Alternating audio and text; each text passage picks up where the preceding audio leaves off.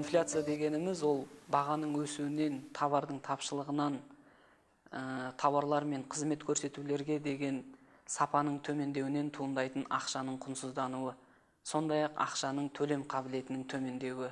Инфляция бұл жалпы барлық экономикалық даму үлгілері үшін үлгілеріне тән объективті құбылыс болып табылады. Бұл қалай көрінеді? Мысалы, кезінде сіз 50 теңгеге бір бөлке нан сатып алған болсаңыз, қазір оған бір ғана жұмыртқа сатып ала аласыз. Яғни, бұл инфляция не себептерден туындайды? Оған әсер ететін екі фактор бар.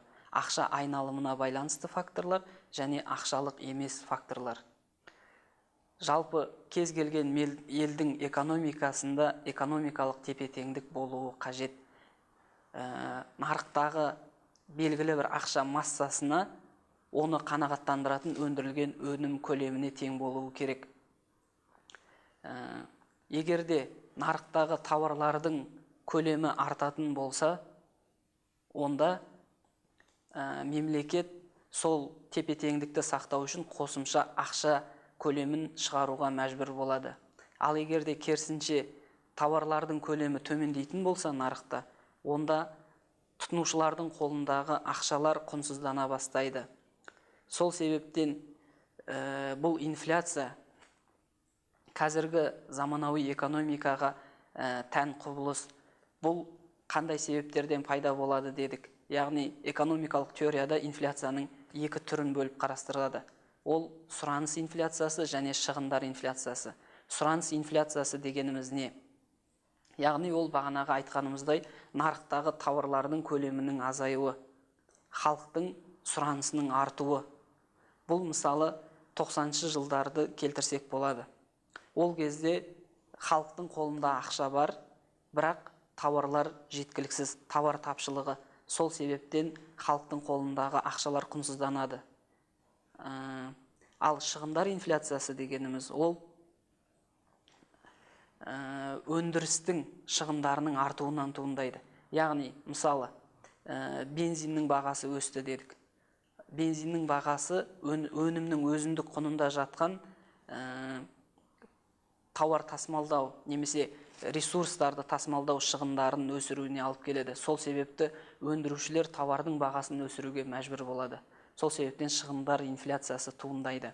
Локальды инфляция деп бөлінеді, яғни бір мемлекеттің ішінде ғана бағалардың өсуі, немесе жаңағы мен жоғарыда айтқандай құбылыстардың болуы. Немесе әлемдік инфляция, яғни барлық мемлекеттерде бір уақытта тауарлардың өсуі. Оған мысал ретінде, мысалы, 1973 жылы ОПЕК мемлекеттерінің мұнай бағасын 4 есе өсіруі. Бұл мұнай ресурсына өскен баға көптеген мемлекеттерде инфляцияның тудырды. Және инфляциялардың жылжуына байланысты баяу инфляция деп бөлінеді. Баяу инфляция дегеніміз ол бағалардың жылына 10%-ға өсуі. Яғни бұл қазіргі кездегі дамыған мемлекеттерге тән құбылыс. Бұл өте тұрақты, жақсы, объективті құбылыс болып саналады. Екінші деңгейі орташа инфляция. Ол орташа инфляция бағаның 20%-дан 200%-ға дейін өсуі. Бұл дамушы мемлекеттерге тән құбылыс. Үшінші деңгейі ол ұшқыр инфляция. Ол бағаның 200-ден 1000 немесе 1000-нан да жоғары пайызға өсуі болып табылады. Инфляцияның экономикалық салдарына келіп тоқталатын болсақ, яғни біріншіден ол жұмыссыздықты көбейтуі мүмкін.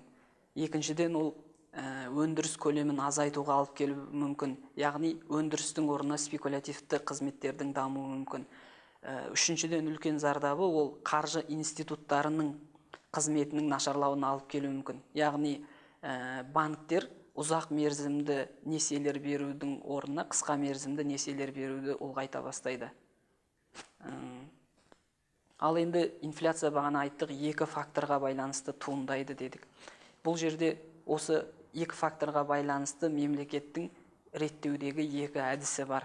Яғни бірінші факторда бағана сұраныс инфляциясын төмендету үшін мемлекеттік бюджеттің шығындарын минимализациялау арқылы сұраныс деңгейін төмендетеді. Екінші, шығындар инфляциясын реттеу барысында мемлекет өндірісті жаңғырту арқылы, өнімнің өзіндік құнын төмендету арқылы бағаны өсіртпеуге тырысады. Ал енді қазіргі кездегі инфляцияға келетін болсақ, ол қалай есептелінеді? Яғни, бағана айттық, инфляция ол бағаның өсуі дедік.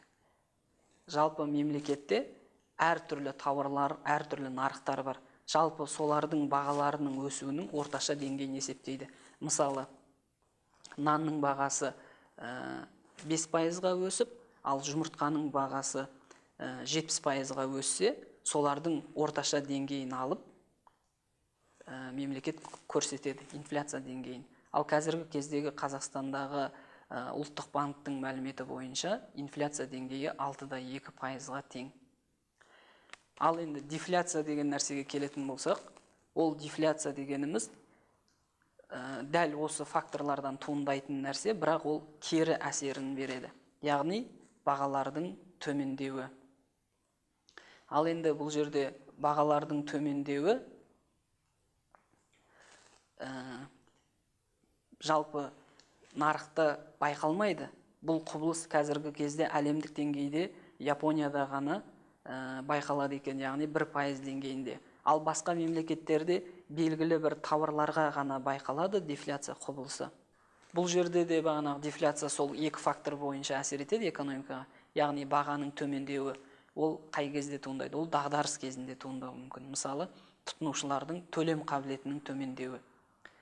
Немесе екінші фактор бағанағы шығын дефляциясы, ол кедендік пошлиналардың төмендеуі арқылы өнімнің өзіндік құны төмендеуі мүмкін.